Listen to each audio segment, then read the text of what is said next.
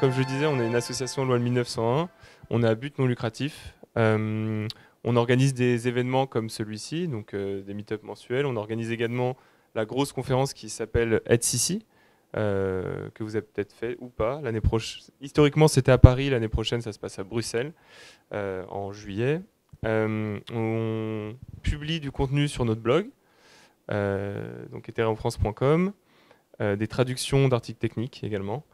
Voilà, vous pouvez nous retrouver sur les différents canaux, Twitter, notre page Meetup, notre Discord où on rassemble notre communauté. On a notre page YouTube sur laquelle est retranscrit en direct ce Meetup et sur lequel on partage toutes nos rediffusions de tous les Meetups historiquement. Donc il y a du beau contenu ici. Également le contenu de toutes nos conférences est ici. Donc vous pourrez voir tout ce contenu là-bas et encore une fois ce Meetup sera publié là-bas.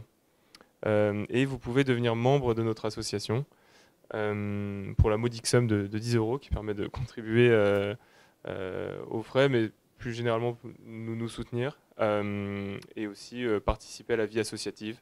Donc vous pourrez organiser des meet-up, écrire du contenu et vous aurez un token, donc un Soulbound token qui vous permettra d'avoir un droit de vote dans notre association, dans notre assemblée générale qui se passera en janvier notamment. Voilà, un petit mot pour finir. On va également organiser un meet-up en janvier qui devrait être sur les Layer 2 et un meet-up en février qui devrait être sur la fiscalité et dans les DAO voilà, et d'autres sujets. Mais je vais tout de suite passer la main aux Editors et merci encore. Voilà. Eh bien, bonsoir à tous. C'est un plaisir d'être là. Merci encore à Ethereum France pour nous avoir invités pour cette 17e édition. Sur un sujet qui, chez Soul Editors, nous tient particulièrement à cœur, c'est la sécurité et les audits de smart contracts, qui est un sujet dont on entend beaucoup parler dans le Web3. Donc moi, l'objectif, c'est que je vous donne une vision en quelques minutes assez globale de qu'est-ce que c'est la sécurité, l'état de l'art où on en est. Et derrière, vous aurez 4 intervenants d'exception qui creuseront un peu plus le sujet, chacun avec un pilier de vue différent, quoi. La sécurité en Web3, du coup, je vous le dis, on en entend très souvent parler, malheureusement, rarement bien, ou pas souvent, pas assez en tout cas. Un premier mot, c'est la différence entre la sécurité dans le Web 2 et le Web 3. Elle se différencie par quelque chose qui est assez net quand on hack dans le Web 2. On entend parler souvent de fuite de données, on entend souvent parler de vol de données personnelles. Alors, il y a les vols de, par exemple, cartes de crédit, ça c'est particulièrement problématique. Mais en général, on va plutôt se faire voler des données personnelles type nom, prénom, adresse, genre de choses là. Bon. C'est problématique, mais ça n'a pas le même impact que si on se faisait directement voler son argent, heureusement. Et du côté du point de vue du hacker, une fois que ces données ont été volées, lui, il ne peut pas les monétiser aussi facilement qu'il le voudrait. En général, ça passe par une transition vers le dark web. Ça passe par justement une mise aux enchères, en tout cas sur le dark web d'une certaine manière, de ce que j'en connais, hein, je ne suis pas un expert là-dedans, et de manière à monétiser du coup le hack qui vient d'avoir, les données qui ont été volées, et donc de pouvoir se faire un petit peu d'argent. Dans le Web 3, c'est assez différent. On se connecte à un smart contract, on le hack, et on vole des millions d'euros de crypto-monnaies. Donc le chemin est vachement plus court et vachement plus attractif pour des hackers qui sont en général très expérimentés grâce à leur expérience du Web 2, et puis certains même, comme on voit dans les hacks assez récents, des petits jeunes qui sortent de nulle part, qui ont 16 ans et qui volent des millions parce qu'ils sont juste des petits génies, quoi. Donc cette différence, elle se fait par 3 principaux points. Le premier, c'est que le code dans le Web 3, il est immuable. On va laisser de côté tout ce qui est upgrade, ce genre de choses-là, pour essayer de rester assez simple. Mais je reprends le même exemple par rapport au Web 2. Demain, vous arrivez à hacker votre banque, vous rajoutez 3 zéros à votre compte en banque. Bon, la banque, elle s'en rend compte. Elle se connecte à sa base de données, elle enlève les 3 zéros et vous passez un sale quart d'heure, quoi. Dans le Web 3, si vous arrivez à exploiter une faille, le code est immuable derrière. Il n'y a personne qui peut contrôler la base de données et puis rectifier ça et passer à autre chose, quoi. Ça, c'est le premier point. Les deuxièmes sont assez liés. On est dans une industrie qui est très immature. Le début de la DeFi, c'est en 2016, je crois. L'explosion de la DeFi, c'est en 2020, donc c'est vraiment très jeune. Donc on est dans une industrie qui est jeune, qui est encore assez peu de process par rapport au Web 2, encore une fois, où ça fait 20 ans maintenant que les choses se mettent en place. Assez peu d'experts, assez peu de formation, assez peu assez peu une structure, je dirais, qui est assez peu présente pour qu'on ait du coup une industrie qui soit aussi florissante qu'on peut l'avoir en Web 2 et avec, on l'espère bientôt, moins de hacks en tout cas. Et donc ça, avec le troisième point, c'est la manque de crédibilité. Ce que je veux dire par là, c'est que beaucoup d'experts dans le Web 2 qui auraient toutes les compétences pour apporter une vraie valeur ajoutée et pour venir sécuriser les protocoles qu'on utilise dans la DeFi, aujourd'hui, ne prennent pas au sérieux la partie Web3, la cryptographie. Ils sont en général assez récalcitrants à y venir et ils prennent ça un peu à la rigolade pour avoir parlé avec des pentesters du Web 2 qui disent moi, ça me passionne ce qui se passe dans le Web 3, j'en fais un peu, mais quand j'en parle autour de moi, les gens presque se moquent de moi, quoi, ou en rigolent, ne prennent pas ça au sérieux. Donc ça, c'est la sécurité dans le Web 3, et concrètement, en chiffres, comment ça se traduit? C'est pas beau à voir. Rouge comme le sang, c'est 7,5 milliards de dollars de valeur de crypto-monnaie qui ont été volés depuis qu'on a les chiffres, quoi, globalement, depuis 2016. Sûrement plus, mais en tout cas, au minimum, c'est ça. Et rien qu'en 2023, c'est 1,3 milliard de dollars. Donc, vous avez en bas un petit graphique qui n'est pas beau à voir non plus. C'est la valeur des hacks qui ont eu lieu chaque mois.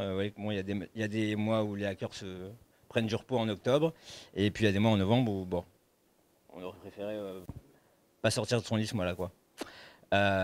Et du coup, encore une fois, ça va avec les deux premiers points que je viens de citer avant, c'est le manque de crédibilité. Ces gens se disent, demain, si on veut que la DeFi soit démocratisée, si on veut que monsieur tout le monde puisse aller mettre son argent et bénéficier des avantages auxquels nous on croit tous, c'est compliqué de lui dire, il y a une chance sur 10 qu'à la fin de l'année, soit tu es fait plus 20%, soit tu as perdu tout ton argent, quoi.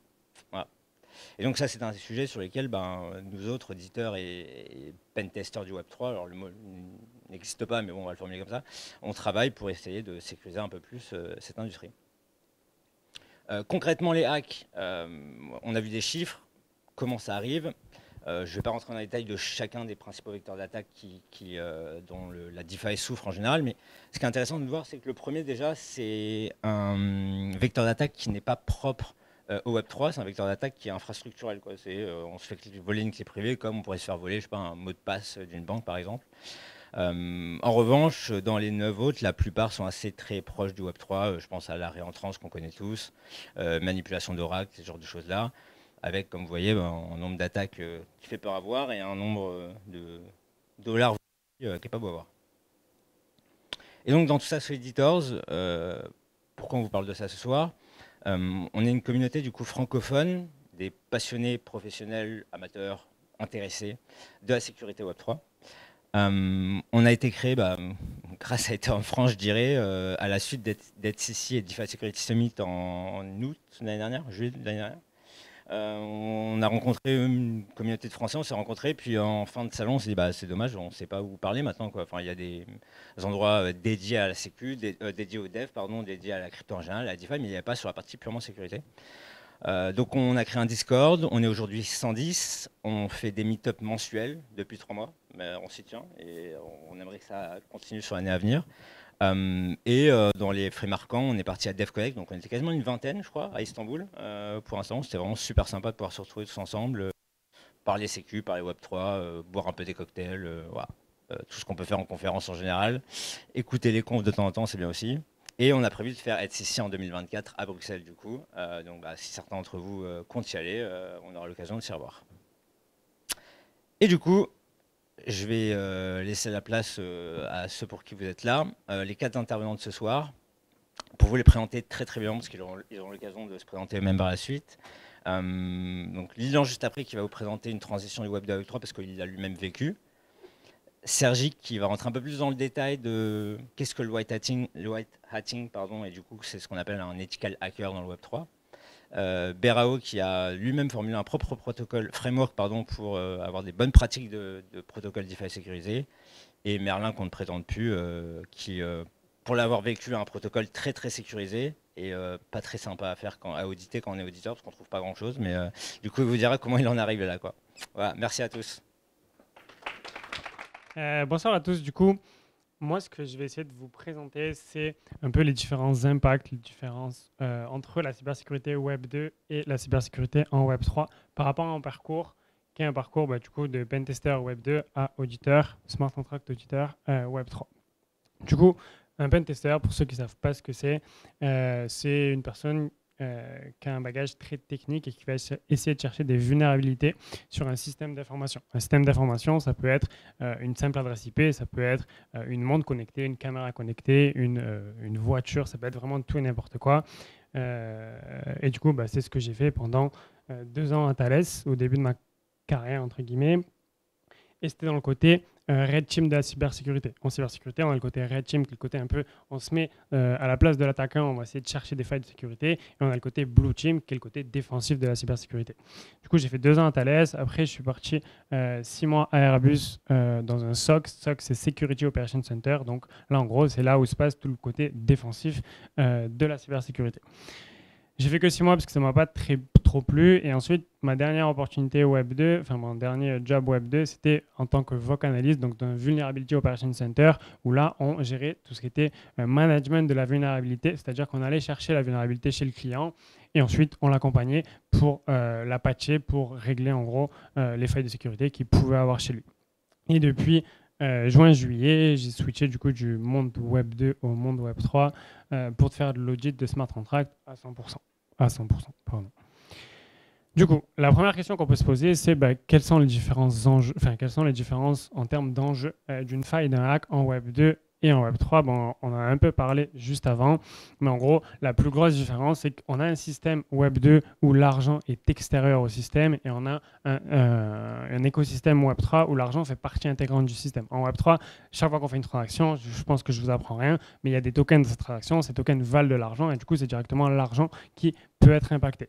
Et du coup, on arrive directement à un enjeu qui est moindre en Web 2 qu'en Web 3 avec la première victime en gros d'un hack en Web 2 qui va être l'image de marque d'une entreprise. Ça ne va pas être l'argent de ses clients, mais ça va être l'image de marque. Pourquoi ? Parce que tout simplement, lorsqu'une entreprise Web 2 se fait pirater, au niveau de la confiance que va avoir ses clients, ça va l'impacter et du coup, il va y avoir moins de clients qui vont taper à la porte pour venir acheter les produits. Tandis qu'en Web 3, c'est directement, déjà ça se passe très rapidement. Comme on l'a détaillé juste avant, l'argent se fait pirater, se fait hacker, on se connecte sur ce smart contract, on prend l'argent, ça se passe en quelques transactions, en quelques minutes, l'argent a disparu et c'est un clap de fin pour le protocole. C'est-à-dire qu'en Web 3, on a peu ou pas de deuxième chance, c'est-à-dire qu'une fois qu'on se fait pirater, il y a peu de chances que le protocole se remette. Tandis qu'en Web 2, vu que l'impact est moindre, vu que l'enjeu est moindre, l'entreprise a plus de chances de se remettre d'un hack en mettant de l'argent pour regagner la confiance de ses clients en gros. Donc, on a un système où la cible va être, ce qui va souffrir le plus, c'est l'intégrité, la confidentialité des données des utilisateurs de l'entreprise. VS un système où c'est l'argent des utilisateurs, l'argent des protocoles qui va être la première cible. Donc on voit directement que les enjeux sont différents et ce qui va venir renforcer ça encore plus, c'est qu'on a un système Web 2 où là où les entreprises se font le plus d'argent, c'est sur la revente des données et du coup, les entreprises travaillent très dur pour authentifier leurs clients et pour savoir ce qu'ils font à chaque étape du process. Ce qui va faire que lors d'un hack, la possibilité, le pourcentage de chances d'identifier un attaquant, vu qu'on a travaillé très dur pour authentifier chaque personne qui se connectait sur son système à chaque étape du process, on a plus de chances d'aller choper, entre guillemets, de trouver qui a piraté notre système. Tandis qu'en Web 3, qui est un système basé sur du semi-anonymat ou de l'anonymat, c'est très compliqué et on peut le voir dans le récent hack de Kyberswap où si on voit que un attaquant fait bien les choses, au final, c'est un peu lui qui peut fixer ses règles. Une fois qu'on a dit ça, on comprend vite que on a différents enjeux et du coup, on a différentes... ça va être 2 jobs différents, limite, entre un Web 2 Security Expert et un Web 3 Security Expert. Pourquoi ? Parce qu'on va avoir une image de pompier, c'est-à-dire que qu'est-ce qui se passe en gros, pour expliquer un peu ce slide, il faut se poser la question, qu'est-ce qui se passe quand quelque chose se passe mal en Web 2 vs qu'est-ce qui se passe quand quelque chose se passe mal en Web 3 ? Tout simplement, en Web 2, on appelle, qu'est-ce qui se passe quand est-ce qu'on appelle un Web 2 Security Expert ? C'est quand on n'arrive plus à se connecter au réseau, quand on a un problème, en gros, dans le système. Tandis qu'en Web 3, on va être beaucoup plus focus sur de la prévention et non pas sur du patching comme on peut trouver en Web 2. Tac. Et du coup, pour revenir, une fois qu'on a compris que c'était 2 jobs différents, en gros, d'avoir la casquette de security expert en Web 2 vs en Web 3, on peut se poser la question, pourquoi ça fonctionne comme ça? Pour commencer à répondre à ça, il faut se dire l'enjeu directement, l'enjeu, on a vu qu'il était beaucoup plus bas quand on avait un hack en Web 2 vs quand on avait un hack en Web 3, tout simplement parce que en gros, en Web 2, on a un système qui peut être stoppé à chaque instant. Et du coup, qu'est-ce qui se passe quand on a une faille de sécurité en Web 2? On va stopper le système, on va développer un patch et on va l'appliquer et ça va continuer comme c'était avant. Qu'est-ce qui se passe quand on a une donnée, on vient de prendre un ransomware et les données de l'entreprise ne sont plus accessibles, on va essayer de prendre une sauvegarde de toutes ces données-là, de l'appliquer, et derrière, le système va continuer. Du coup, on voit directement, là où je veux en venir, c'est que l'impact, en gros, d'une faille, d'un hack est bas, et le coût de réparation est bas aussi. Et du coup, on en vient à la définition, en gros, de la sécurité en Web 2 qui est souvent définie par security by obscurity. Où en gros, qu'est-ce qui se passe dans les entreprises? La plupart du temps, on a un organe central, la data security, en gros, là où sont toutes les données des clients, là où sont les serveurs, qui est très vieux, qui tourne depuis très longtemps, avec de très vieilles versions, avec du Windows 7, du Java. Et c'est des trucs que j'ai vraiment vus, surtout dans l'industrie et dans le côté armé. L'armée, tous les vieux systèmes, en gros, on a des très vieilles machines avec des très vieilles versions qui tournent depuis très longtemps et qui sont entourées, la sécurité en oignon, qui est entourée de couches de sécurité plus récentes ou moins vieilles les unes que les autres, où le but c'est de cacher en gros la misère, cacher la partie centrale du système, là où sont toutes les données des clients. Et du coup, on arrive à ce célèbre mème de la cybersécurité que vous pouvez voir tourner beaucoup sur LinkedIn en ce moment, qui est que le budget cybersécurité d'une entreprise en Web 2 est très bas, même si on tend de plus en plus vers une cybersécurité démocratisée, mais un budget cybersécurité d'une grosse entreprise est souvent beaucoup plus bas avant qu'après un hack. Okay. Maintenant qu'on a vu ça, maintenant qu'on a compris ces différents enjeux, ces différents impacts, en gros, on peut se poser la même question tout simplement pour le Web3. Pourquoi en Web3, on est beaucoup plus focus sur la prévention? Et ça, Nicedo, le premier élément de réponse, on l'a déjà énoncé juste avant, c'est-à-dire que tout ce qui se passe sur la blockchain est immutable, c'est-à-dire que immuable, pardon. Dès qu'on fait quelque chose sur la blockchain, on ne peut pas revenir en arrière. C'est-à-dire que si on a une donnée, un smart contract qui se fait pirater, on ne peut pas se dire stop, attendez, on revient une semaine avant où on n'était pas piraté et on continue comme avant. Du coup, pour essayer de comprendre ça, on en vient à ce tweet qui m'a fait sourire de Patrick Collins. Si vous ne connaissez pas, allez vous abonner sur Twitter, vous allez apprendre plein de choses de la sécurité, qui est que les smart contracts doivent être considérés comme des hardware. Pour ceux qui ne savent pas ce que sont les hardware, pour prendre un exemple simple, un hardware c'est votre téléphone et un software c'est une application sur votre téléphone. Et du coup, en gros, la boucle de développement de hardware par rapport à la boucle de développement d'un software, c'est pas du tout la même. C'est-à-dire qu'en software, on est plus à se dire la célèbre phrase de Mark Zuckerberg qui était « moving fast and breaking things », où en gros, on va essayer d'aller vite pour gagner des parts de marché. Parce que quand on a un impact qui est bas en termes de failles de sécurité, quand on n'a pas peur ou presque pas peur d'une faille en cybersécurité, on va se dire on va essayer d'aller le plus vite possible pour gagner le plus de parts de marché possible et du coup gagner le plus d'argent possible. Quand on a un impact bas et un coût de résolution qui est bas, du coup on peut se permettre d'aller vite et moving fast and breaking things. Tandis que la boucle de développement des hardware, c'est totalement différent. Aujourd'hui, si votre téléphone se met à exploser dans votre poche, si une voiture se met à cramer ou un avion tombe du ciel, c'est pas du tout pareil. Ce qui va se passer, c'est qu'on va stopper toute la production, on va rappeler tous les produits qui ont déjà été vendus. Du coup, l'impact n'est pas bas et le coût de résolution n'est pas bas non plus. Okay, et du coup, ce qui doit se passer, c'est que ça doit marcher dès le premier coup. Et là, le parallèle avec la blockchain, il est tout trouvé.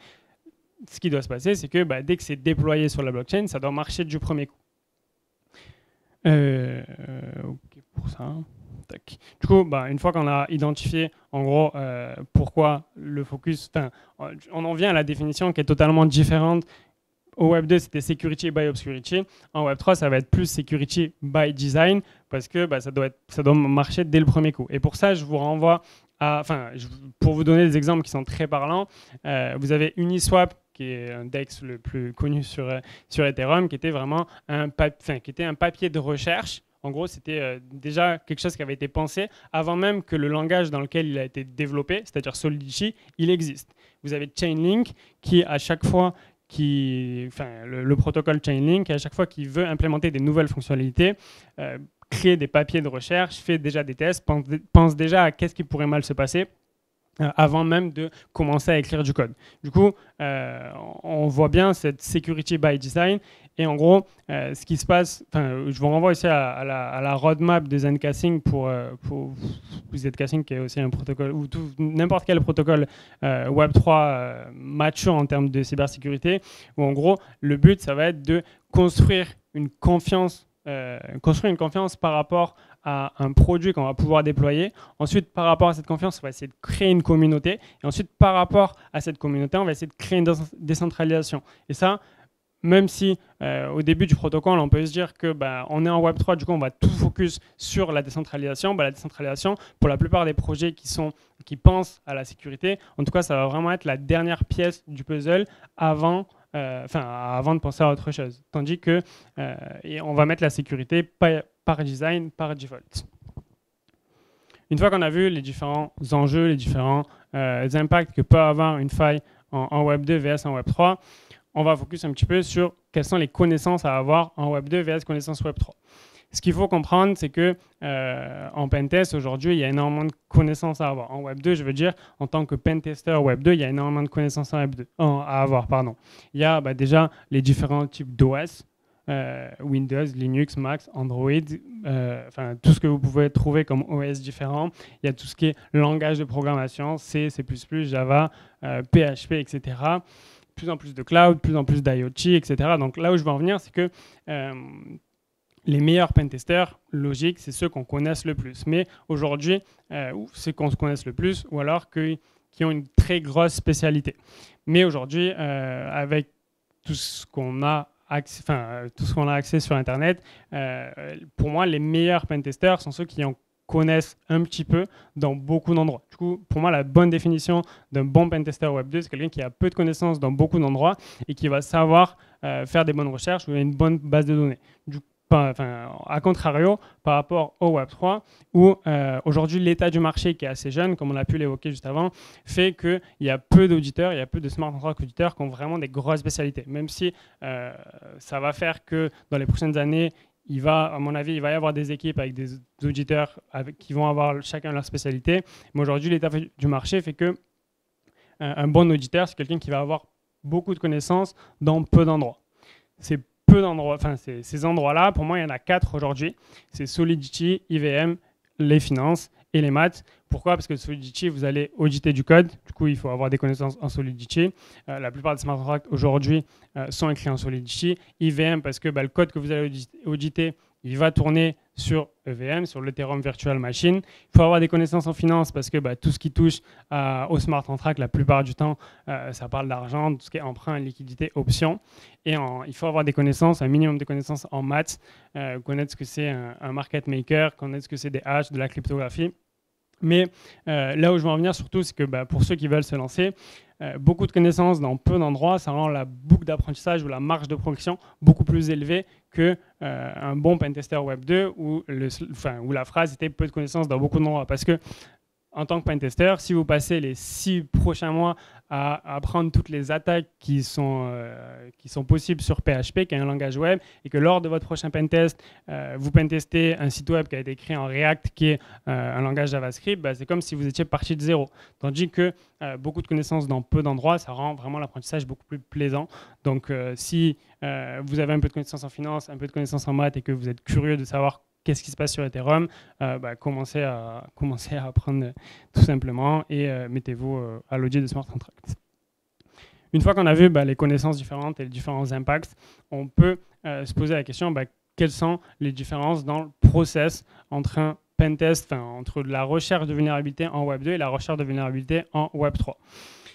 Le process d'un pentest, il peut vraiment différencier en fonction de ce que vous allez pentester, mais la plupart du temps, ça reste ces 9 étapes-là. C'est-à-dire qu'on va avoir une première étape avec une phase de reconnaissance où pour vous donner un exemple très parlant, est-ce que je suis en train de pentester une adresse IP ou alors est-ce que ma cible, c'est une voiture connectée. Deuxièmement, phase de cartographie, énumération et phase de recherche de vulnérabilité, ça va être tout simplement, est-ce que sur mon adresse IP, c'est du Windows 7 ou alors du Windows 2016. Derrière, en fonction, si c'est du Windows XP, Windows 7 ou Windows 2016, on va chercher les vulnérabilités qui sont connues sur ce type de système-là. On va essayer de les exploiter. On va faire de l'élévation de privilèges, c'est-à-dire que si j'arrive à avoir un contrôle d'accès à distance avec un utilisateur lambda, je vais essayer d'élever mes privilèges pour avoir un accès en administrateur, par exemple. Faire du maintien d'accès, propagation, déplacement de latéraux. Je vais nettoyer mes traces. Je vais aller dans les logs, je vais essayer de cacher ce que j'ai pu faire. Et l'étape la plus importante, c'est présentation du rapport, c'est-à-dire qu'est-ce que j'ai trouvé dans ce pentest, qu'est-ce que j'ai trouvé comme vulnérabilité que quelqu'un de mal intentionné pourrait aller chercher. Et je vais le présenter tout simplement à la personne qui m'a demandé de faire ce pentest. En termes d'outils pentest, c'est un peu pareil que la définition que j'ai dit juste avant pour le Web 2, c'est-à-dire qu'aujourd'hui, la maturité du marché fait qu'il y a énormément d'outils pour faire des pentests de tout et n'importe quoi, faire du pentest de tout et n'importe quoi. Donc, on en revient à la même définition, c'est-à-dire que savoir qu'un outil existe, c'est cool.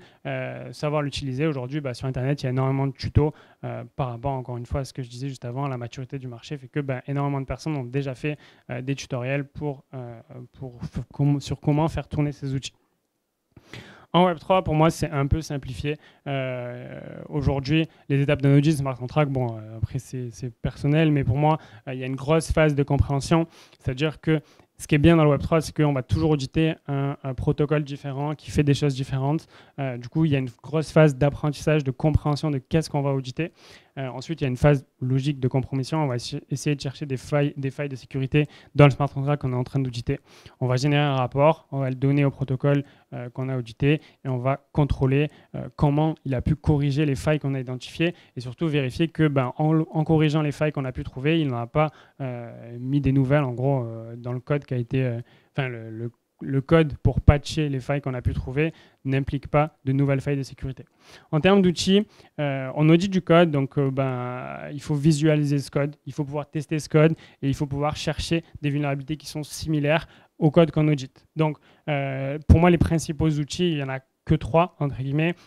Visual Studio, Foundry et Sologit, qui est une base de données de vulnérabilités qui sont déjà connues. Alors, bien sûr, il y en a d'autres en fonction de ce que vous voulez faire, ce que vous auditez ou alors comment vous voulez l'auditer. Mais aujourd'hui, les 3 principaux outils, c'est ceux-là. En conclusion, je pense que vous l'avez bien compris que la sécurité par design vs la sécurité by obscurity fait que c'est un écosystème qui est beaucoup plus sécure entre guillemets que le Web 2. On en a parlé juste avant, la maturité de l'écosystème fait que on a quand même encore des marches à franchir entre guillemets pour que ça soit un écosystème vraiment sécure. Mais en tout cas, le security by design bat largement le security by obscurity. Merci de m'avoir écouté. Moi, je vais vous parler de l'activité White Hat dans le Web 3. Et donc, on va voir comment on peut sauver des millions. Alors, je suis donc auditeur de smart contract indépendant depuis 1 an à peu près. J'ai été avant développeur pendant 8 ans. Et donc, par ailleurs, je développe aussi un outil donc, sous forme de web app, Upgrade Hub, dont je vais parler un peu plus tard. Et je m'intéresse aussi aux technologies Zero Knowledge. Alors, on l'a déjà dit un peu, mais les spécificités des smart contracts, notamment, il y a le fait qu'ils sont déployés une fois, ils sont difficiles à changer. Donc, si on veut faire des modifications, si on veut corriger des choses, il y a des patterns à mettre en place, mais c'est un petit peu plus compliqué. Le code est public, n'importe qui peut le lire, c'est totalement transparent et donc ça rend la chose facile pour des personnes qui veulent étudier des exploits. Également, donc, les interactions qu'on peut faire avec les smart contracts sont toutes publiques, les transactions sont publiques et en plus de ça, c'est une des fonctionnalités de la blockchain, c'est que tous les contrats peuvent interopérer entre eux. Et donc en fait, on voit que ça crée des dépendances qu'on ne peut pas forcément contrôler. Donc c'est pareil, ça augmente la surface d'attaque pour des smart contracts. Donc avant de rentrer plus en détail dans les aspects de sécurité, on va faire un petit détour, on va voir qu'est-ce que c'est que le MEV. L'acronyme de MEV, ça correspond à quoi? C'est une des 4 options ici. Hop. Bon, il y avait un petit piège, hein, en fait il y en a 2 depuis le merge, ça s'appelle Maximal Extractable Value. En fait ça correspond à toutes récompenses qui sont accessibles publiquement en fait sur Ethereum. Donc en fait, n'importe qui peut arriver, exécuter une transaction et prendre cette récompense. Il y a des activités qui sont spécialisées là-dedans. Donc par exemple, il y a des personnes qui vont se spécialiser dans le fait d'arbitrer sur des échanges décentralisés, d'autres personnes qui vont se spécialiser pour récolter les récompenses liées à des liquidations ou prendre des trades qui sont publics et venir profiter dessus en se plaçant avant et après. Donc c'est ce qu'on appelle les sandwichs. Et quel est le rapport avec la sécurité? C'est ce qu'on peut appeler des generalized bots, enfin des bots généralisés, qui vont en fait venir et copier des transactions publiques avant même qu'elles soient exécutées, et en remplaçant donc certaines variables, par exemple à qui sont destinés les fonds qui sont détournés, tout ça. Et ça permet en fait enfin c'est ce qui arrive souvent d'ailleurs, c'est que des attaquants qui sont pas assez sophistiqués, ils vont se faire coiffer au poteau et prendre en fait les fonds qu'ils essayaient de voler. En fait, on voit que dans cet écosystème, il y a des acteurs qui sont très sophistiqués, qui sont capables en fait d'agir sur des transactions qui sont même pas encore exécutées et donc potentiellement sauver des fonds. C'est le cas d'une compagnie de sécurité, on va dire, d'audit, BlockSec, qui ont de l'infrastructure et qui ont des outils de monitoring assez performants pour justement pouvoir sauvegarder des fonds. Donc par exemple, on voit dans un extrait d'un article ici qu'ils ont permis à Saddle Finance, par exemple, de sauver 4 millions à peu près. Et un autre acteur, donc ça c'est un participant MEV assez connu qui régulièrement, pareil, arrive à sauver des fonds, voilà, qui fait des actions de white hat. Les outils qui sont utilisés donc pour étudier ce qui se passe on-chain et permettre de repérer des failles potentielles sur lesquelles il faut agir. Alors bien sûr il y a le Block Explorer, je pense, qui est assez connu, donc c'est par exemple Etherscan et tout ça. Et si on prend l'exemple de la vulnérabilité qui a donné lieu historiquement donc à la plus grosse récompense Bug Bounty, qui est de 10 millions de dollars. En fait, elle aurait pu tout simplement être repérée sur Etherscan par n'importe qui en allant fouiller dans les variables en fait, et il se serait rendu compte qu'il y avait une faille qui était présente parce qu'une variable était mal initialisée. Et donc ça nous ramène par exemple au fait de se dire que c'est pas seulement du code qu'il faut examiner, c'est aussi toute la configuration des smart contracts quand on les déploie. En fait, c'est important de vraiment avoir une couverture totale de ce qu'on déploie. Bon, là, je fais un peu de pub du coup pour l'outil que je développe.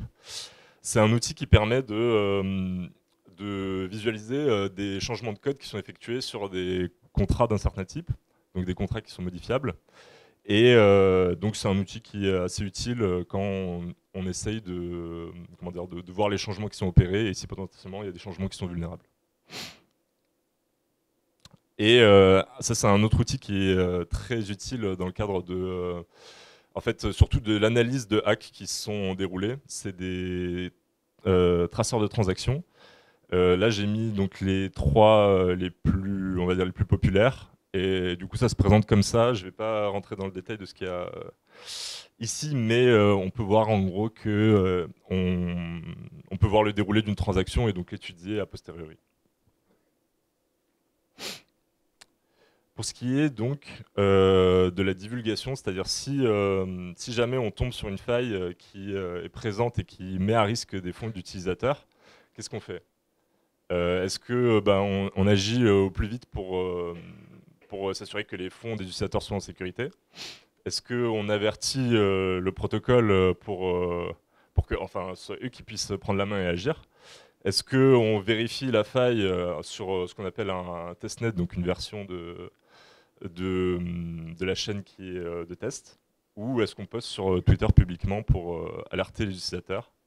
Donc ça peut sembler saugrenu, là, les deux dernières options, mais parfois c'est ce que des gens font. Bon, l'inconvénient avec les deux dernières... ah oui, bon, je peux mettre la réponse du coup. Bien sûr, c'est j'avertis le protocole, c'est eux qui sont les mieux à même de prendre les actions qu'il faut. Mais donc, je disais, les deux dernières actions, c'est des choses qui ont pu être vues. Et en fait, l'inconvénient de ça, c'est que juste on divulgue au grand public les failles et c'est pas, ça met encore plus à risque les fonds, quoi, en fait. Et l'option A, elle est possible si on est, si on est vraiment compétent et qu'on est compétitif, comme on a vu avec les acteurs de la première partie. Mais bon, c'est un risque quand même, on s'expose vraiment à un gros risque légal et c'est vraiment, enfin, éthiquement, c'est questionnable. Donc vraiment, s'en tenir à l'option 2. Pour ce qui est de la divulgation, en général, les entreprises qui opèrent sur les blockchains ont des programmes de bug bounty sur Immunefi, par exemple, ou par des emails dédiés. Et si ce n'est pas le cas, il s'agit de retrouver potentiellement leurs contacts sur Discord ou Telegram et essayer de les avertir en privé, en sachant qu'il faut faire très attention parce que du coup, il y a beaucoup d'anonymat dans ce domaine, donc on n'est pas garanti de parler avec les bonnes personnes sur Discord et sur Telegram, et donc il faut bien s'assurer quand même qu'on parle avec les bonnes personnes. Pour ce qui est du rapport, donc quand on rapporte une vulnérabilité, il y a plusieurs sections, on va dire, enfin plusieurs éléments de réponse à apporter. Le scénario de la vulnérabilité, donc juste décrire ce qui se passe qui rend les contrats vulnérables. La sévérité, donc ça, hein, il faut essayer de pas non plus être trop alarmiste. Il faut essayer de décrire de manière cohérente ce qui peut se passer, dans quelles conditions, pour pas surréagir, mais s'il y a vraiment un vrai impact, il faut quand même le décrire correctement. Et une spécificité aussi du domaine Web3, c'est qu'on peut créer un proof of concept qui est en fait sécurisé, puisqu'en fait on va copier l'état de la chaîne à un moment donné, on va faire un fork, et donc en fait on va pouvoir exécuter un script sur un état copié de la chaîne et sans rendre du coup l'information de la vulnérabilité publique. Il y a une alliance de white hat et de protocoles qui a été créée pour sécuriser l'écosystème. Elle a été créée assez récemment, en octobre, hein, si je me trompe pas. Et donc il y a beaucoup de gros acteurs du système qui sont qui rentrent en collaboration et qui sont contactables par Telegram pour dans un cas de figure où on ne saurait pas quoi faire, justement, ils accompagnent et ils font acte d'intermédiaire de confiance pour résoudre des problèmes auxquels on pourrait faire face. Alors, quels sont les systèmes que peuvent avoir les protocoles à leur disposition pour agir une fois qu'ils sont au courant d'un hack? Bien, voici une liste que j'ai trouvée du coup sur OpenZeppelin, mais essentiellement la fonctionnalité de pouvoir mettre en pause des smart contracts, c'est celle qui va être assez souvent utilisée. Il y a aussi une capacité à retirer des fonds par un administrateur, souvent. Et je pense que les 4 dernières options sont vraiment beaucoup moins représentées et beaucoup plus techniques. Donc le fait de, par exemple, ajouter, mettre dans des listes qui qui exclut donc potentiellement un certain acteur d'interagir avec le contrat. Des rate limiters, c'est pour limiter la vitesse à laquelle un acteur peut interagir avec les contrats. Des time locks pour délayer l'utilisation d'un contrat. Et comme on l'avait vu en première section, le front running, bon, ça c'est assez technique. Alors en conclusion, on peut dire qu'il y a eu beaucoup de chemin qui a été fait pour vraiment standardiser cette approche-là, mais il reste encore beaucoup à faire. Et là, on n'a même pas encore abordé le côté plutôt donc black hat, c'est-à-dire les hackers vraiment malicieux, mais qui sont aujourd'hui encore malheureusement très incentivés à agir comme ils le font, parce qu'en fait, ils vont soutirer les fonds, puis ensuite, souvent, il peut y avoir des arrangements, et donc voilà, ça crée des mauvaises incentives pour le système, et j'espère qu'on arrivera à trouver un moyen de réduire les hacks, comme on l'a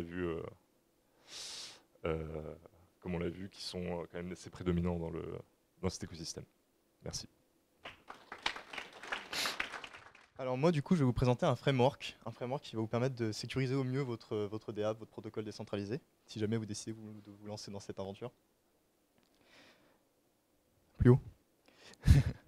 Alors moi, déjà, je suis un security chercheur, du coup, dans le Web3.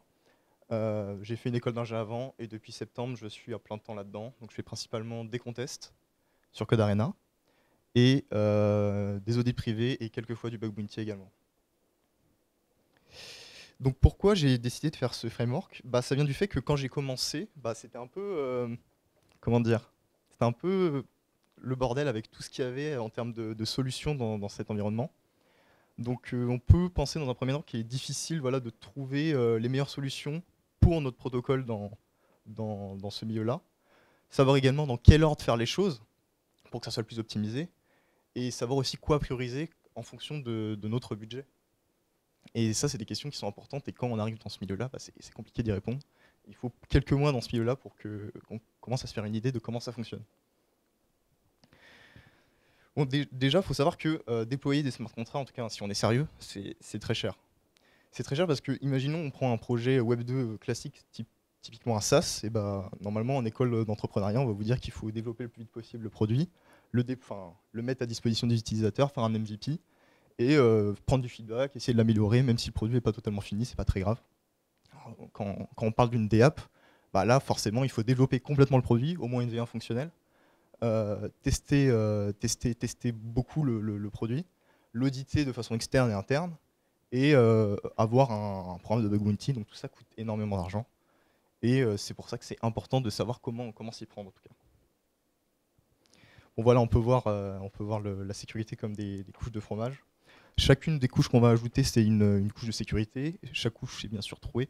Et le but, c'est de savoir dans quel sens les mettre, dans quel ordre les mettre, et d'en mettre le plus possible, toujours en fonction du budget, et lesquels prioriser en fonction du budget, pour qu'à la fin, une attaque ait la moindre chance possible de nous atteindre. Bon, commençons directement. On va commencer par la gas optimisation. C'est pas vraiment de la sécurité, mais c'est bien de le faire. Et si on veut le faire, il faut le faire au début. C'est quelque chose d'assez controversé parce que ça peut potentiellement moins sécuriser le protocole. On va essayer de faire des optimisations qui peuvent être au détriment de la sécurité. Il y en a beaucoup qui sont contre ça. Vous pouvez faire ça si vous déployez sur Ethereum. Si c'est pas sur Ethereum, franchement, c'est un peu limité. Et si vous avez beaucoup de moyens, parce que forcément, c'est pas ce qu'on veut prioriser. Si on n'a pas beaucoup d'argent, c'est pas la gas optimisation qu'on veut prioriser. Ce qu'il y a de plus optimisé, je pense, c'est du coup les solo éditeurs. Donc là, on a certainement les deux meilleurs de Codarena. Donc si vous contactez ces deux gars-là sur Twitter, ils vous feront des belles gas optimisation pour certainement pas trop cher. Les prix que je vais donner en dessous, c'est des prix approximatifs, et c'est pour 1000 lignes de code, on va dire. Donc voilà, on va dire entre 2000 et 10 000 $ pour 1000 lignes de code. 10 000 c'est peut-être un peu cher, mais voilà, vous pouvez vous en sortir pour pas trop cher en tout cas. Ensuite, il y a la partie consulting. Bon là c'est très conseillé de la faire la partie consulting parce que imaginons que vous ayez un petit peu d'argent, bah, vous allez vouloir aller tout de suite chercher des stars, des grands auditeurs qui vont vous coûter très cher. Et là bah, ça peut être dommage de trouver des bugs qui remettent en question un peu le design de votre protocole parce que vous aurez payé 200 000 $, 150 000 $, et qu'il va falloir réauditer par-dessus parce qu'il y aurait eu des gros changements qui devront être faits. Donc la partie consulting permet de dépenser un petit peu moins d'argent en fonction de la solution qu'on choisit évidemment, et d'avoir un premier feedback sur notre design, le design du protocole. Et donc j'ai identifié du coup 3 solutions dans cette partie consulting. Il y a le Solo Reviewer avec Pashov, le plus connu dans ce milieu-là. Bon, lui il va vous coûter très cher.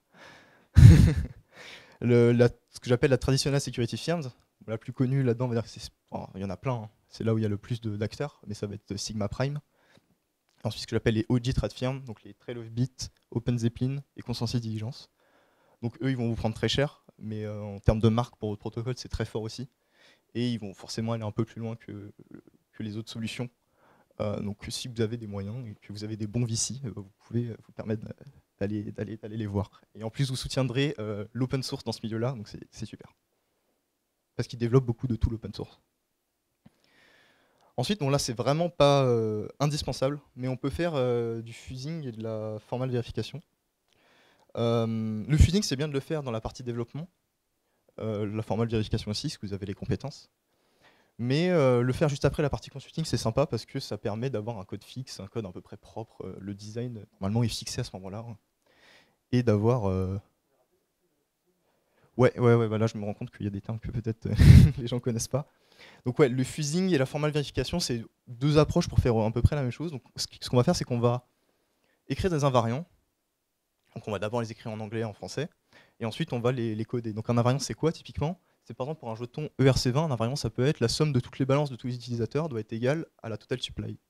Et si jamais la somme de tous les utilisateurs n'est pas égale à la total supply, c'est que potentiellement il y a quelqu'un qui a créé des tokens de façon non conventionnelle, en tout cas, il y a forcément un bug dans l'histoire. Et donc là, le fusing et la formal vérification, c'est on va coder avec un langage, ça peut être différents langages. On va coder l'invariant, et puis on va faire, pour le fusing, on va bombarder les entrées du programme, et on va regarder si l'invariant il tient. Et ça va permettre de savoir si l'invariant est cassé ou pas.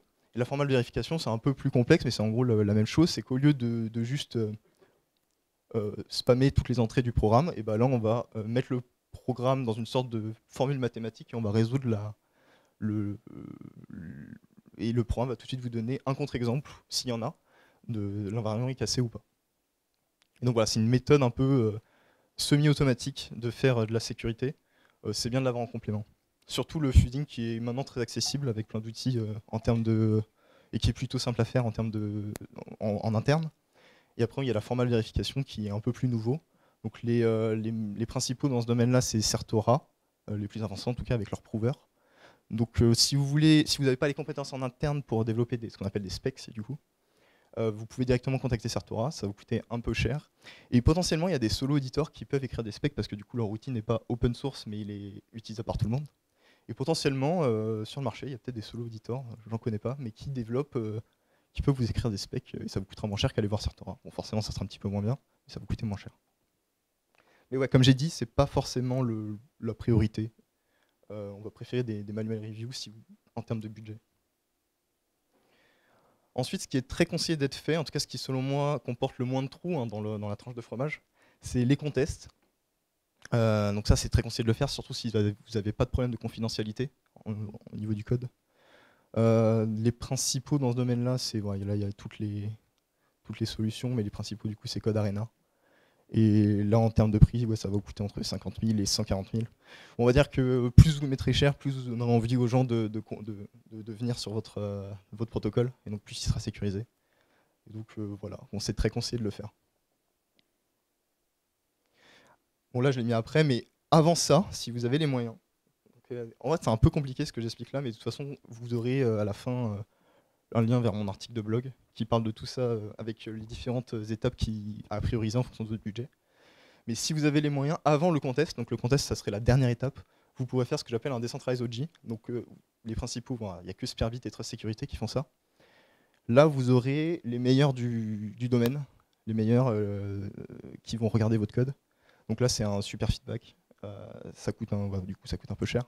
Mais le faire du coup avant un contest, ça peut donner une couche de sécurité en plus qui est vraiment pas mal.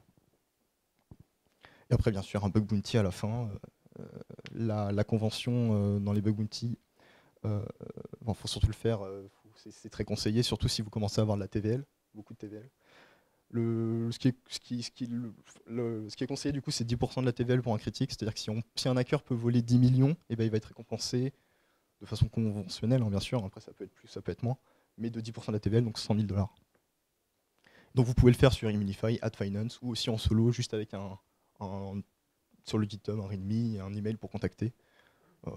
Donc voilà. Donc comme on a vu, pour sécuriser 1000 lignes, on peut faire seulement un contest, donc ça peut vous coûter au minimum, on va dire 50 000 $, 60 000 $, et au maximum 500 000 $. Donc on peut voir que c'est beaucoup d'argent. Donc la question c'est qu'est-ce qu'on fait pour les gens qui n'ont pas forcément 50 000, enfin on va dire les pauvres, mais du coup 50 000 $ c'est quand même pas mal quoi. Donc pour les gens qui ont moins de 50 000 $, qu'est-ce qu'on pourrait leur conseiller? Parce que surtout si c'est pour un protocole qui ne va pas avoir beaucoup de TVL, c'est pas forcément nécessaire d'aller chercher tout de suite beaucoup très cher et des audits avec des gens qui vont coûter très cher. Ce que je conseillerais pour les gens qui ont moins de 50 000 $, c'est peut-être d'aller dans du full solo review. Aller essayer de chercher un peu les étoiles montantes, les gens qui pourraient coûter un peu moins cher, les gens qui montent un peu dans ce milieu-là, parce qu'ils auront un haut niveau, mais leurs prix ne seront pas forcément totalement ajustés encore à leur niveau. Donc on peut voir typiquement Milo Truck actuellement, en 4-5 mois, il est monté premier sur le leaderboard Code Arena, donc la plateforme de contest. Et donc si vous arrivez à avoir en solo review quelqu'un qui monte comme ça, mais qui n'a pas encore forcément ajusté son pricing, et bah, ça va vous permettre d'avoir des très bons audits pour pas très cher. Stermi aussi, bon lui du coup maintenant il coûte très cher, mais quand il a commencé, et bah, c'était quelqu'un de compétent, et que en regardant un peu les tendances dans tout ce milieu-là, dans les gens qui montent et qui commencent à se faire connaître, vous pouvez potentiellement avoir des très bons audits pour pas très cher. Et donc le but, c'est pas d'en faire un, mais d'en faire 2, 3, 4, le plus possible en fonction de votre budget. Et là, je pense que vous arriverez à avoir une sécurité à peu près correcte, quoi. Après, potentiellement, il y a des invitationnels sur Code Arena. Donc les invitationnels, c'est des contests plus petits où il y aura typiquement 3 ou 5 personnes qui vont concourir. Donc c'est en privé en quelque sorte. Et là, potentiellement, vous pouvez vous en sortir pour moins cher qu'un contest classique. Bon, bah, actuellement, vous avez fait tout ce qu'il faut. Donc il ne reste plus qu'à vous préparer au pire. Hein. Donc vérifier le bytecode, monitorer la blockchain. Ça a un peu été expliqué dans les anciennes présentations. Établir des procédures. Bon, bref, faire tout ce qu'il faut pour qu'en cas de hack, vous sachiez comment réagir le mieux possible. Parce qu'une fois qu'on se fait hacker, je crois que c'est un peu la panique et on a du mal un peu à réfléchir pour certains protocoles. Donc ouais, avoir tout ça de près, ça permet de réagir le mieux possible une fois qu'on se fait hacker. Si jamais ça arrive, en espérant que ça n'arrive pas. Donc donc sur mon site, sur berao.xyz, vous pourrez trouver le framework complet. Donc vous aurez vraiment tout détaillé avec le chemin à prendre en fonction de votre budget. Donc potentiellement, si vous voulez l'appliquer, n'hésitez pas à aller sur mon site berao.xyz. Donc merci de votre attention. Du coup, moi c'est Merlin, je suis cofondateur de Morpholabs et tout le monde a parlé un peu de sécurité. Donc là, je vais vous donner un peu un cas d'étude de nous, ce qu'on fait chez Morpho pour sécuriser, entre autres, ici le prochain protocole qu'on va lancer qui s'appelle MorphoBlue. Et on va aller on va expliquer un petit peu tout ce qu'on a fait. Donc déjà, j'ai découpé en 4 phases. Donc là, c'est la pre-build phase. Donc c'est la phase un petit peu où on va déjà penser à ce qu'on veut faire, quel protocole on veut créer, quelles sont les features qu'on va ajouter. En gros, toute la partie, on design le protocole. Et aussi, quel est l'état de l'art. Nous, donc Morpho, je ne sais pas si tout le monde l'a en tête, mais on est un lending protocol. Il y a 1,5 milliard de dollars déposés à peu près sur le protocole. Donc on est le 3e plus gros protocole de lending sur Ethereum, derrière AV Compound. Et du coup, bon, ça fait beaucoup, donc il faut faire un max sur la sécurité. Et aussi, on a créé ce qu'on appelle actuellement les optimizers. Donc les optimizers, c'est des protocoles de landing qui sont on top de AV et Campand et qui permettent d'optimiser leur taux. Donc si vous utilisez AV et Campand pour prêter emprunter, en fait, vous feriez mieux d'aller sur les Morpho Optimizers. Ce qu'on s'est rendu compte, en fait, ça fait 2 ans qu'on a lancé ces protocoles-là. Ce qu'on s'est rendu compte, c'est que déjà, créer des protocoles qui sont safe, c'est très, très difficile dans le space. Et on a rencontré beaucoup de limites, notamment déjà dans l'espace, on a des code bases qui sont très, très larges. Enfin, très, très larges. Si vous prenez une app, un software comme Airbnb, je ne sais pas combien, ils en ont peut-être des millions des lignes de code. Moi, quand je dis que c'est très très large, il y en a 5000. Mais déjà, dans 5000, vous pouvez trouver un bon paquet de bugs. Donc ça, c'est déjà un premier problème. Aussi, après, les protocoles essayent de mettre plein de features. Parce qu'effectivement, vous ne pouvez pas forcément upgrade facilement votre protocole. Donc, vous ne pouvez pas le mettre à jour, vous ne pouvez pas rajouter de features aussi facilement. Donc, tout le monde essaye par exemple, sur AV, vous avez du stable rate, du e-mode, du isolation mode, etc. Et en fait, à chaque fois que vous rajoutez une feature, ça augmente la complexité, ça augmente la likelihood d'avoir un bug en production. Donc ça, c'est un autre. J'ai rien fait.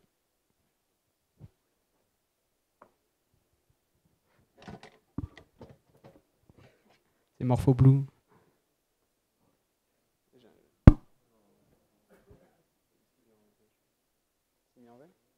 Ah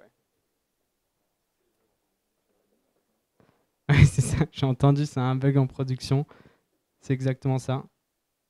Mais généralement, ça réapparaît pas comme ça après. C'est vraiment vide. Du coup, ce qui amène en fait à beaucoup de bugs en production. Donc nous, comme on est sur AV et Campand, chaque fois qu'il y a un bug sur le protocole, l'underlying, nous, en fait, on en pâtit un petit peu. Donc il y a eu, je sais pas, Campand qui upgrade les oracles, qui a freeze le protocole Campand pendant une semaine. Parce qu'ils avaient oublié de faire des tests, en fait, tout simplement, et ça marchait pas sur un des tokens. Enfin, l'oracle, ça faisait un revert, donc ça a tout freeze. AV, ils ont eu des petits problèmes aussi. Il n'y a pas longtemps, il y a un mois, il y a eu une critical, ils ont tout pause, et du coup, nous, c'est pareil. On doit s'adapter, on doit pause, etc. et faire en sorte que notre protocole on top, il est safe. Et en plus, ils font des upgrades, donc il faut suivre les upgrades, être sûr que ça casse pas ce qui a été fait avant. Et ça rend les choses très, très, très compliquées. Pourquoi ? Parce que c'est pas trustless, c'est pas du code immuable. Et du coup, faut forcément, quand vous buildez sur un protocole qui n'est pas immuable, il faut que votre protocole ne soit pas immuable aussi pour s'adapter. Et généralement, ça crée des systèmes assez avec pas mal de risques. Donc nous, on a essayé en fait de repenser plutôt les landing protocoles de manière à faire des choses qui sont un protocole qui est le plus résilient possible et le plus safe possible. Donc, hop. Donc ce qu'on s'est dit, c'est qu'on allait inclure vraiment que ce qui était nécessaire et strictement ce qui est nécessaire. À chaque fois que vous ajoutez une feature, vous augmentez la surface d'attaque de votre protocole.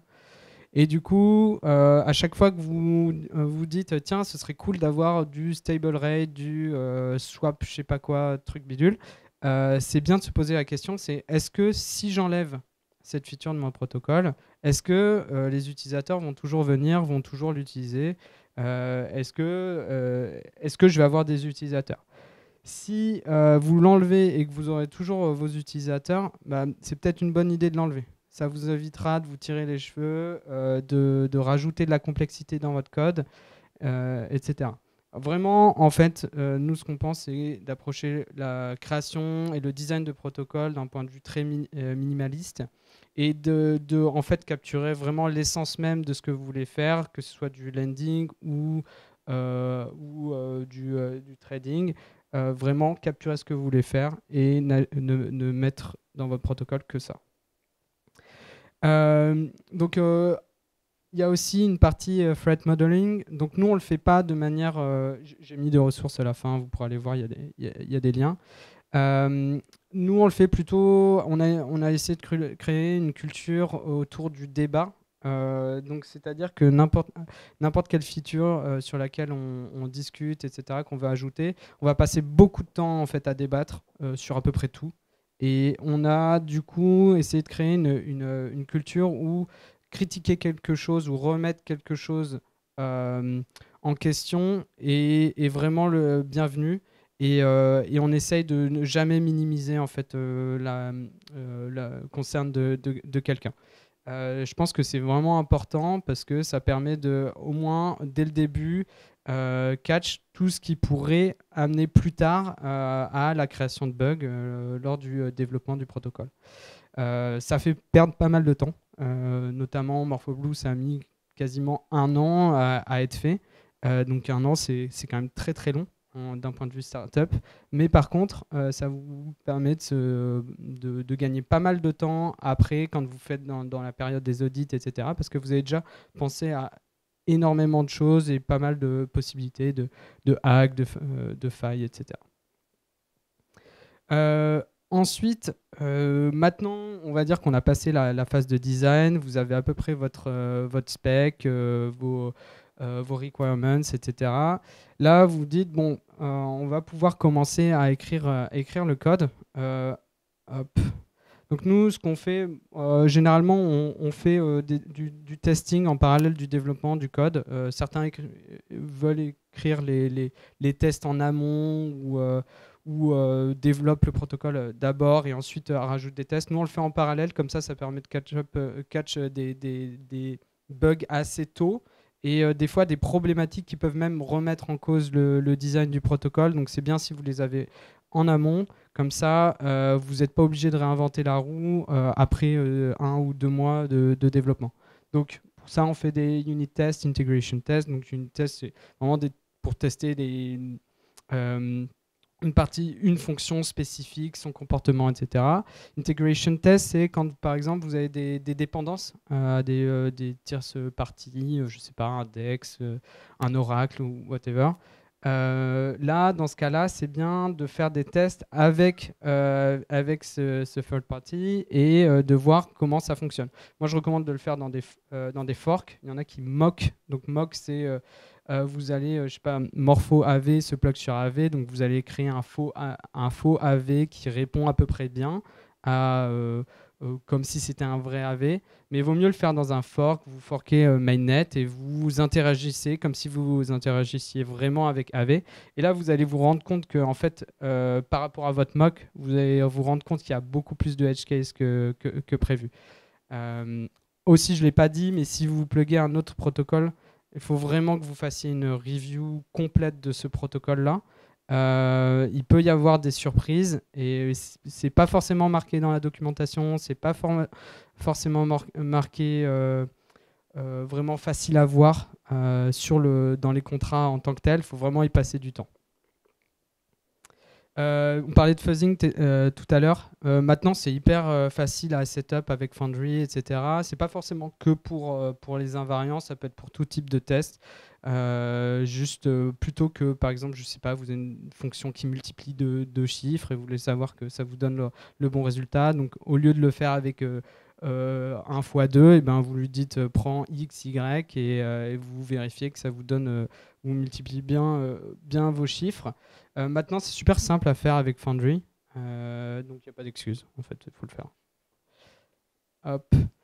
Aussi, nous, ce qu'on a dans le processus de développement, en fait, on a 2 teams. Donc, on a la protocol team et l'on-chain team. Donc, moi, je lead l'on-chain team chez Morpholabs. Donc, protocol team est plus orienté research et va écrire le protocole. Et côté on-chain, on est plus côté intégration, review des contrats, testing, etc. Ce qu'on essaye, enfin, c'est pas ce qu'on essaye, mais ce qu'on fait en fait à chaque fois, c'est si une équipe écrit le code et écrit les tests, on va avoir l'autre équipe qui review les contrats. En fait, c'est un peu, je sais plus qui parlait de Red Team. Bon. de Red Team, ça nous permet d'avoir une équipe en interne qui, un peu de l'autre côté, va essayer de casser en fait le code de l'autre. Et aussi d'avoir un peu des yeux tout frais sur une code base et va critiquer ce que fait l'autre équipe. Et il y a une rule, c'est tous ceux qui font du Solidity en interne doivent review tous les contrats qu'on ship. Ça, il n'y a pas de chichi. On review tout et c'est assez important parce que comme ça, en fait, il n'y a pas de single point of failure où il y a une personne dans l'équipe qui connaît toutes les code bases et qui sait tout sur tout. La connaissance est partagée et du coup, si je viens non, c'est un peu glauque. Si quelqu'un de l'équipe vient à mourir, on peut continuer de travailler, tout va bien. Donc voilà. Aussi, une fois qu'on a fait nos internal reviews, etc., on fait appel, on a pas mal d'advisors et des compagnies, des VC, qui, eux, ont des security researchers dans leur boîte. Donc ça, c'est cool. Et ce qu'on leur fait, c'est quand le code est un peu assez clean. Alors, bon, déjà, dans la phase de design, on a pas mal d'advisors qui nous donnent des conseils, etc. Là, on en a aussi du coup au moment où on essaye d'avoir des feedbacks plus sur l'aspect sécurité ou sur des détails du design. Donc là, on fait appel à eux et ils vont challenger le code et en fait, on va essayer de refine certains choix de design. Aussi, pendant la phase de design, généralement, on a élaboré des requirements. On a aussi, pendant le développement, tiré des invariants. Des formules mathématiques qui ne doivent pas casser. Et donc, en fait, on va utiliser ces invariants pour faire de la vérification formelle. Donc, on a un formal prover. Chez nous, Quentin qui a un PhD là-dedans, donc c'est assez cool parce que du coup on n'a pas besoin de payer super cher Certora, on utilise leur tool, mais on n'a pas besoin en tout cas, on a la connaissance en interne pour faire notre preuve formelle de code. Généralement, ça continue, le workshop continue même après le déploiement du contrat parce que c'est un peu un truc infini où tu peux toujours trouver des invariants à tester. Sur ta codebase. Donc ça, c'est un truc qu'on fait encore. Et on fait un truc cool, c'est le bootcamp. Donc chaque année, on fait un bootcamp. Enfin, chaque fois qu'on doit faire un gros lancement de projet. Donc le bootcamp, c'est quoi? On part quelques semaines. Au fur et à mesure, ça va se raccourcir parce que plus on grossit. Mais pour l'instant, c'est quelques semaines en France avec toute l'équipe. Et le but de ce bootcamp, c'est être sûr que tout le monde partage la vision du protocole, partage la vision est préparé pour le lancement, pardon. Mais aussi, en fait, on va passer pour le côté sécurité, en fait, on va essayer de casser le code pendant 3 semaines, quoi. Casser le code et améliorer les tests, trouver des failles, réfléchir à plein de trucs, plein de moyens en fait de casser notre code. Et enfin, on peut passer à la pre-deployment phase. Et là, ce qu'on fait, c'est les audits de sécurité. Donc, par exemple, pour MorphoBlue, nous, ce qu'on a fait, c'est on a fait un audit avec OpenZep et Spearbit. Donc là, le but, généralement, c'est des timelines assez longues. Donc, ils ont le temps d'aller en profondeur dans le code, dans les maths. Et on va avoir pas mal de... le but, c'est de trouver les plus grosses vulnérabilités, de critiquer un peu les choix de design qu'on a fait. Et optimalement, on fait ces security reviews de manière séquentielle. Après, ça peut prendre beaucoup de temps. Généralement, pour 3000 lignes de code, etc., ça peut prendre un mois quasiment, sans compter les fixes qu'il faut faire avec. Donc, si vous faites de manière séquentielle, vous en avez pour ça postpone de 3-4 mois votre lancement. Donc, ça commence à faire. Ensuite, une fois qu'on a fixé tous les bugs après ces security audits, ce qu'on a fait, c'est un contest Cantina. Donc là, bon, les contests, c'est une compétition, c'est une sorte de faiseur humain. Donc vous mettez plein de gens avec un gros pot et les gens ils vont venir et ils vont essayer de casser votre code pour avoir de l'argent. Et du coup, ça vous permet d'incentiver des gens qui sont très très bons. Et le but le plus gros est votre pot de reward. Plus vous aurez de gens très très bons. Et aussi, il faut essayer de choisir un slot où il n'y a pas de gros contests en même temps. Parce que si vous tombez sur zkSync qui fait son pote à 1 million, bah, c'est un peu chiant si vous, en reward, vous avez 20K, quoi. Enfin bref, donc ça on a fait. Actuellement on est dans cette phase où on fixe les quelques issues qui ont été trouvés.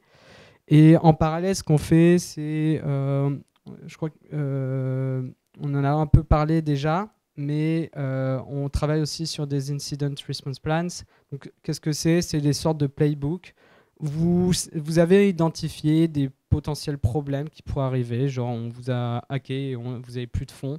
Votre vault peut être, je sais pas, bloqué pendant un certain nombre d'heures de temps.